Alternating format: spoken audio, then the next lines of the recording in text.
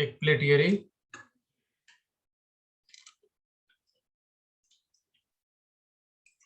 दूसरी प्लेट ये रही, and we connect both of them with an external battery.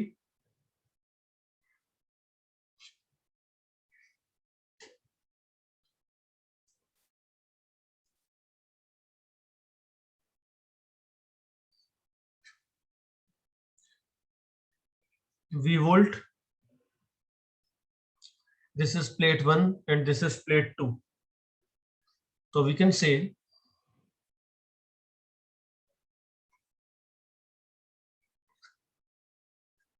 process of charging the capacitor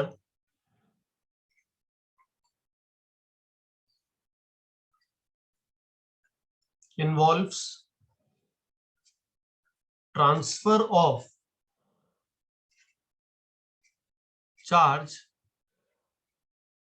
from plate 1 to plate 2.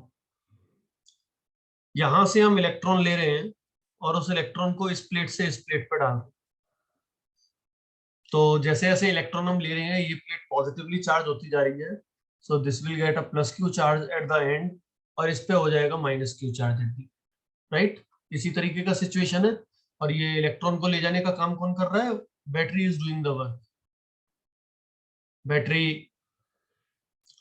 उल्टे तरीके से कर रही है इस चीज को, बैटरी इसमें से इलेक्ट्रॉन को इधर से ले जा रही है ऐसे, और इधर से इलेक्ट्रॉन को भेज दे रही है ऐसे, और मैं इसी चीज को डायरेक्ट कर सकता हूं, so this is the indirect way and we can imagine this in this way, this is the direct way. और क्योंकि वर्क डन जो होगा वो पाथ इंडिपेंडेंट होगा, तो मैं इस तरीके से सोचूं इनडायरेक्ट वे में या डायरेक्ट वे में, एक ही बात है। Yes sir. हाँ सर ये चार्ज का फ्लो, ये जो इलेक्ट्रॉन का फ्लो है ये अपोजिट डायरेक्शन में है और ट्रांसफर ऑफ इलेक्ट्रॉन का फ्लो अपोजिट डायरेक्शन में है। कहाँ है अपोजिट डायरेक्शन में, बताओ। सर ये जो आपने रेड से मार्क किया है जिसमें डायरेक्ट वे लिखा है इलेक्ट्रॉन, वो राइट हैंड तरफ की जा रहे हैं और इनडायरेक्ट वाले वो लेफ्ट हैंड साइड की तरफ जा रहे हैं। उससे क्या मतलब है? राइट और लेफ्ट क्यों देखोगे? किस प्लेट से किस प्लेट पर जा रहे हैं ये देखो ना। तो सर प्लस क्यू से माइनस क्यू वाले पे जा रहे हैं ना। हाँ, दोनों तरीके से उसी पे जा रहे हैं।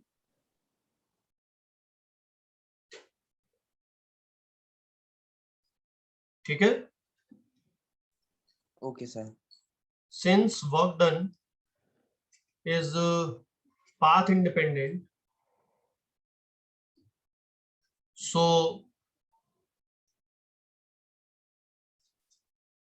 equal work is done in direct and indirect method। दोनों में वर्क एक ही होगा, चाहे ऐसे ले जाए चाहे ऐसे ले जाए।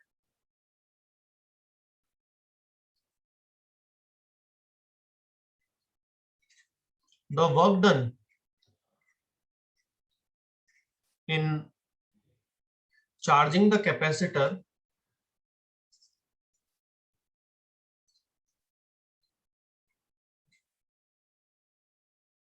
is stored as electric potential energy। ये work done electric potential energy की फॉर्म में स्टोर हो जाएगा, and in this case work is done by battery.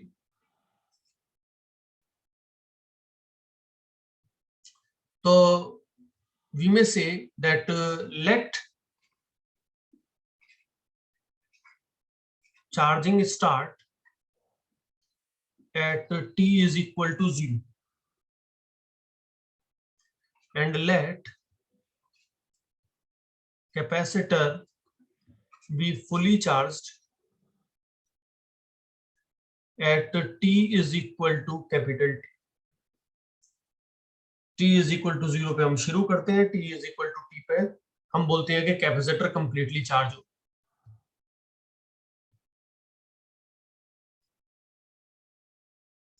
Consider any intermediate time t which is greater than 0 and less than t, बीच का time, when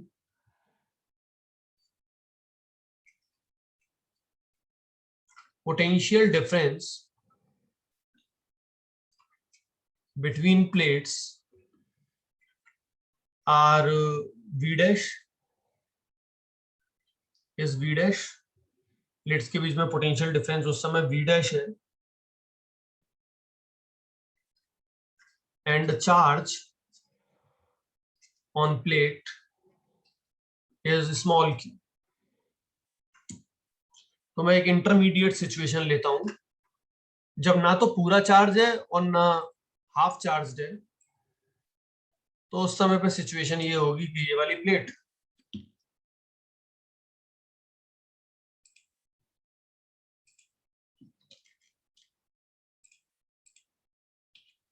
और ये वाली plate, एक t is equal to t पे हम बात कर रहे हैं,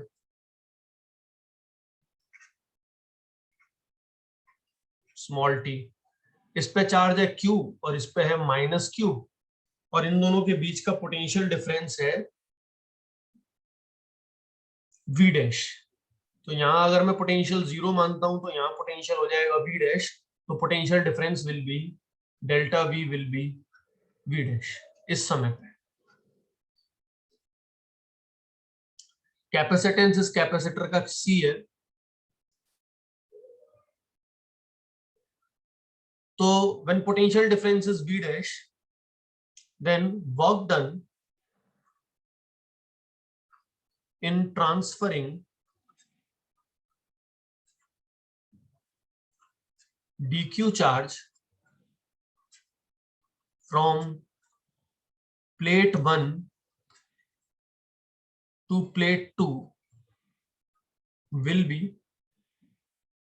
मैं यहां से dq चार्ज को इस पे अगर ले जाऊं तो work done dw will be equal to v dash into dq। Clear है यहां तक बात? फॉर्मूला यूज किया है हमने, w is equal to q।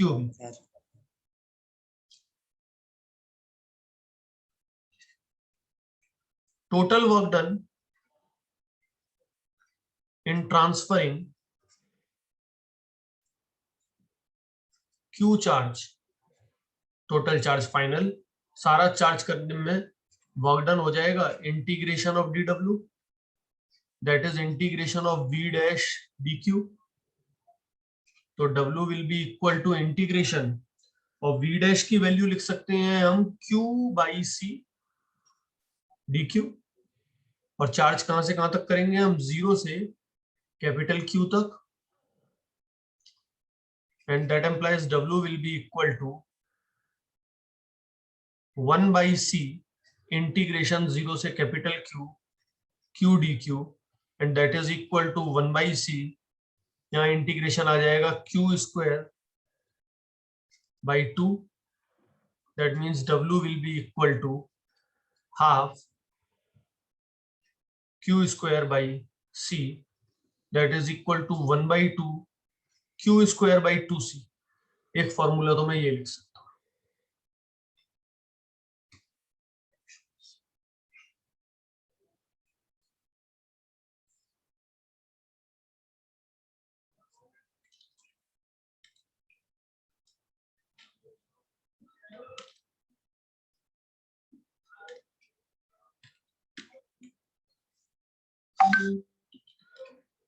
कौन मैसेज कर रहा है? देवांग आया नहीं ना?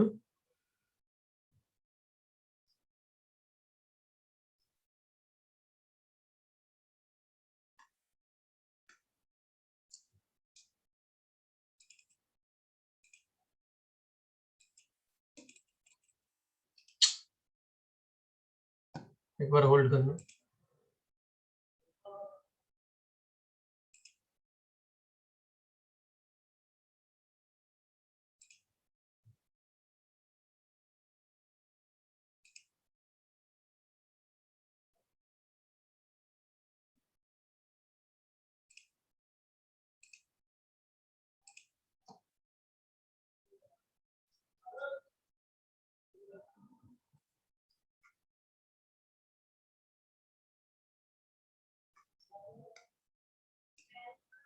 तो एक फॉर्मूला तो ये हो गया, इसको याद रखना है।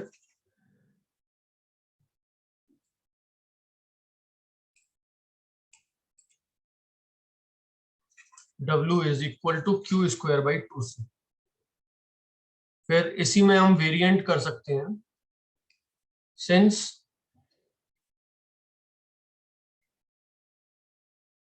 Q is equal to CV, तो W will be equal to C square V square divided by 2c, तो एक आ जाएगा half CV square.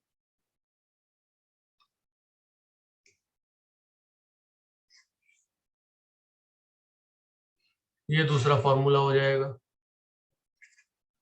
Half CV square. हाँ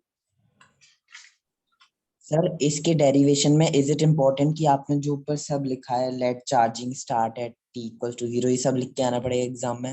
हाँ, प्रॉपर फॉर्मेट तो यही है। सर यहाँ पर कोई टाइम का कोई रोल तो है नहीं, तो फिर हमने ये पूरा लिखना। अच्छा, हम शुरू से, और इसके अलावा कौन से तरीके से कर सकते हैं बताओगे एक बार? और कोई मेथड है? सर यहीं से स्टार्ट कर देते। कहाँ से? Work done in transferring work done in transferring dq charge from plate 1 to plate 2 will be हाँ, dw वाला। तो शुरुआत में पोटेंशियल डिफरेंस कितना है? सर कोई v डैश ही ले लेते तो वी डैश कि लेते, तो लेट। वी डैश कब है बताना तो पड़ता ना, कि कब है वी डैश। शुरू से तो शुरू कर नहीं सकते, क्योंकि शुरुआत में तो पोटेंशियल डिफरेंस जीरो है। तो अगर मैं t is equal to zero से शुरू करूं, if I start with t is equal to zero, तो t is equal to zero शुरू करने पे प्रॉब्लम क्या आएगी? dw होगा v dq, और v डैश की वैल्यू जीरो है, तो जीरो dq हो जाएगा, तो ये dw जीरो हो जाएगा। तो फिर मैं इसको इंटीग्रेट करूंगा तो जीरो ही आएगा। मीन सर हमें एक बीच की नॉर्मल सी कंडीशन स्पेसिफाई करनी कि तो कब वो लिया है। नॉर्मल सी कंडीशन बतानी तो पड़ेगी ना, कि कब की बात है ये। Okay sir. समझ गए yes sir. Kunal? Yes sir.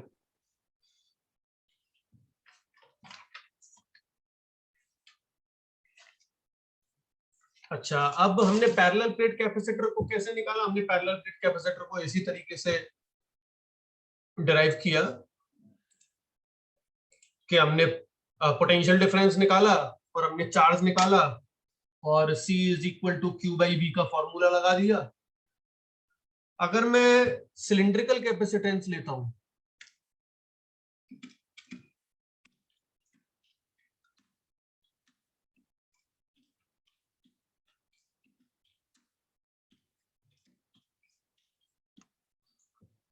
मैं पहले भी इस चीज को डिस्कस कर चुका हूं एक बार, सिलिंड्रिकल कैपेसिटर के को। यहाँ पर हम लोगों के पास में जो कैपेसिटर है वो इस तरीके से है, सिलिंड्रिकल फॉर्म में।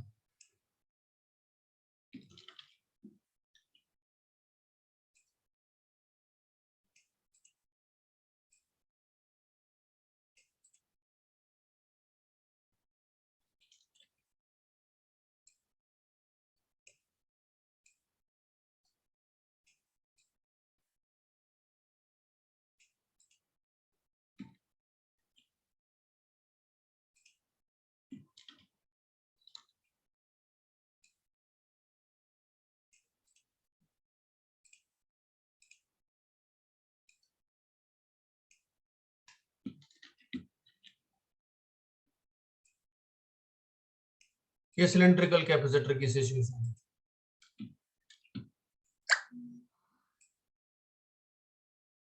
तो शेल्स हैं,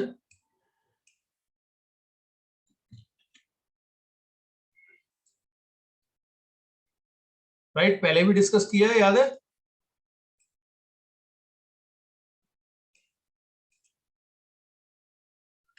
अंदर वाले का रेडियस हम लोग ले लेते हैं,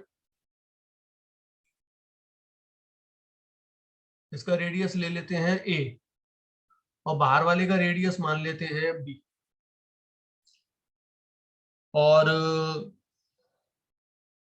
अंदर वाले के ऊपर q चार्ज ऑलरेडी है, q चार्ज है, और बाहर वाला हमने अर्थ किया हुआ है।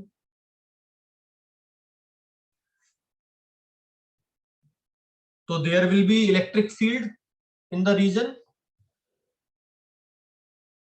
इस रीजन में इलेक्ट्रिक फील्ड होगी, और इलेक्ट्रिक फील्ड Yes, को हम sir. कैसे निकाल सकते हैं? What will be the electric field? We will assume considering inner cylinder as a thin rod, और ऐसा तब अज्यूम कर सकते हैं जब बाहर वाले सिलेंडर और छोटे वाले सिलेंडर के रेडियस में काफी फर्क हो, when b is very much greater than a, तभी कर सकते हैं। Yes, sir. और for thin rod electric field का फॉर्मूला आता है E is equal to lambda upon 2 pi epsilon naught r,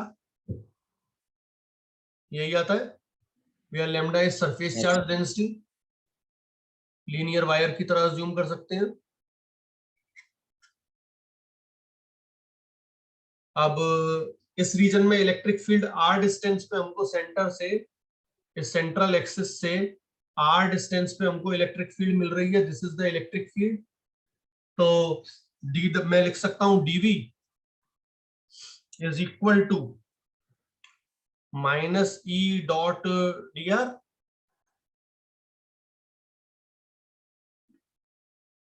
that implies dv is equal to minus e dot dr, e dr cos 0 cos 180 हो जाएगा। हम इस plate से इस plate की तरफ जा रहे हैं,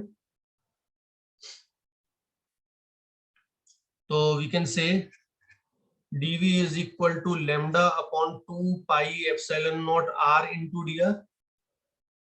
तो potential difference between two shells will be delta v will be equal to integration of dv, और कहां से लेके कहां तक?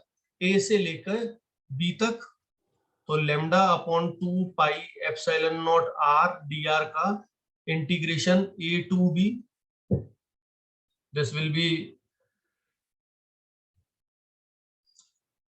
vb to va,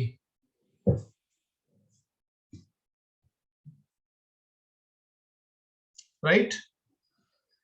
That means we will say delta v will be equal to lambda constant बाहर आ जाएगा, 2 pi epsilon not constant बाहर आ जाएगा, अंदर इंटीग्रेशन रह जाएगा 1 by r dr का a से लेके b तक, और 1 by x का इंटीग्रेशन क्या होता है? Sir, log x. Log x, natural log, that is equal to lambda upon 2 pi epsilon naught, natural log of r, और लिमिट हो जाएगी a to b, that means delta v will be equal to lambda upon 2 pi epsilon naught ln b by a, right? Yes, sir. So that implies potential difference हमारा आ गया delta V, that is equal to lambda upon 2 pi, method वही है, बस delta we निकालने की कोशिश कर रहे हैं, बाकी ये मैथमेटिक्स है, फिजिक्स नहीं है। फिजिक्स तो इतना है कि डेल्टा वी निकालना है हमको, और मेथड हमको पता है, E is equal to minus D by D से हम निकाल रहे हैं। अब वो इंटीग्रेशन में एक कॉम्प्लेक्स टर्म आ जाए, that is the problem of mathematics, that is not the problem of physics, right? तो डेल्टा भी पता लग गया और चार्ज कितना है, charge is Q, so C is equal to Q upon delta V। Parallel plate पे कैपेसिटर में भी ऐसे ही निकाला था हमने। अब चार्ज यहां पर कितना हो जाएगा, lambda L divided by lambda upon 2 pi epsilon not natural log B by A। Lambda से लेमडा कैंसिल हो जाएगा, that implies capacitance of a cylindrical capacitor will come out to be 2 pi epsilon naught L upon natural log B by A, right?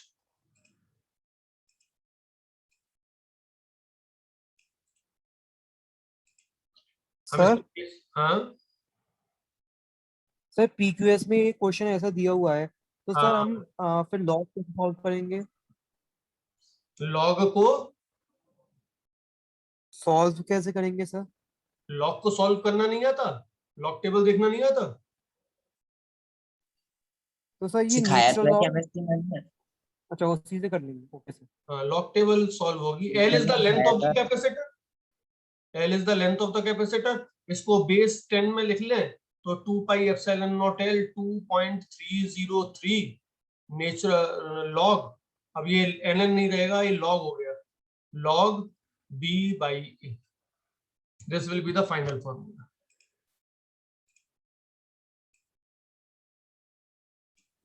Sir हाँ, sir ln को log में convert करने के लिए उसको 2.303 से 2.303 से मल्टीप्लाई मल्टीप्लाई करते हैं, right? Okay sir.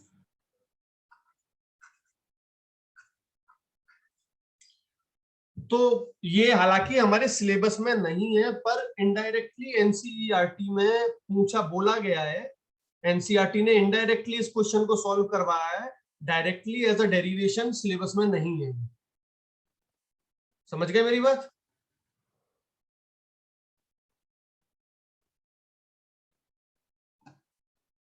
But Yes, sir. Indirectly NCERT ने ऐसा क्वेश्चन पूछा है। Same there will be a spherical capacitor.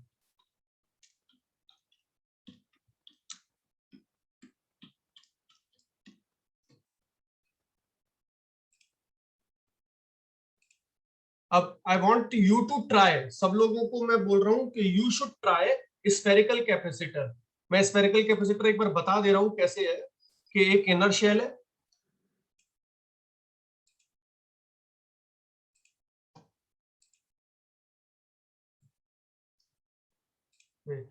एक इनर शेल है,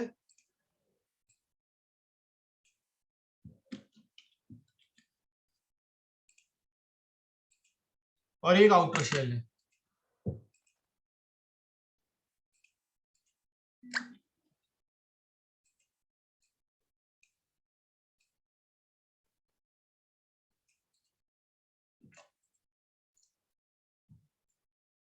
इसका रेडियस हम ले लेते हैं a, और इसका रेडियस हम ले लेते हैं b, और अंदर वाले के ऊपर चार्ज दे देते हैं हम लोग q, और बाहर वाले को हम लोग अर्थ कर देते हैं। इसका कैपेसिटेंस क्या होगा, just try for once, 5 minute दे रहा हूं तुम लोगों को, ट्राई इट फॉर वंस।